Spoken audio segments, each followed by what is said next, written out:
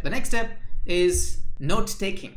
Now, note taking is not just for students. Even if you're learning a martial arts, video editing, learning a new computer program or coding or learning a new language, doesn't really matter. You got to take notes. And note taking, I can go really a lot deeper into that, but we don't have time for that. But I want to give you something which is quick and easy for you to work on in the very next learning session that you have. And that is, at the minimum in your note taking, you have to write down the main ideas of what you have learned. So it's about you spend 40 minutes, 50 minutes on learning a coding concept.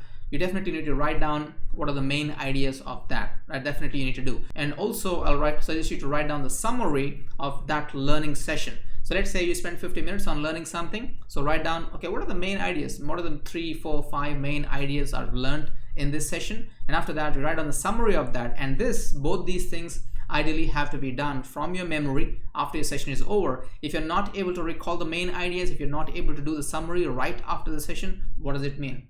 It means that you've not really paid attention during the session, and that also gives you an opportunity to go back and get comprehension clear. That's the reason why. If you make sure that you comprehend well, this step is so easy, but you got to do this step. Do not be that person who will say, you know what, I understand everything, I don't need to take my notes. No. Whether you're learning martial arts or you're learning for university examinations, you have to take, I suggest you take notes because that's going to be helpful subsequently in my step number 6, right? Everything is linked to the next thing that I'm going to talk about today. So that's about summary. Now, these two are for people, whether you're learning a skill or you're preparing for an exam. But the next one is specifically for those people who are learning a new skill, okay? And that is action steps. You learn about a coding concept. In the coding concept, you've got maybe you learn something new today, and that's the main idea. What did you learn? Something new, main idea. But also you need to take some time and write down, okay, what is the action step? Okay, I learned something, so what is the action step that I need to do so that I can really become good at what I've learned?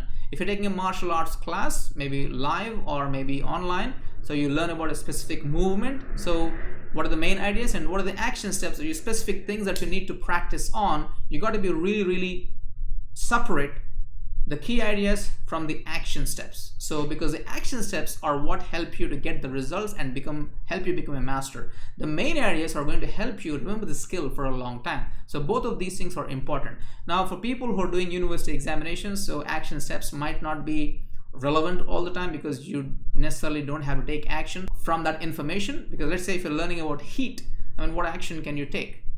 Other than, of course, to review and revise. You don't take an action. But if you're learning coding, video editing, or martial arts, or learning a language, you definitely can take some action to solidify what is it that you are learning, right? So these are the 3 things that you need to do as far as note taking is concerned.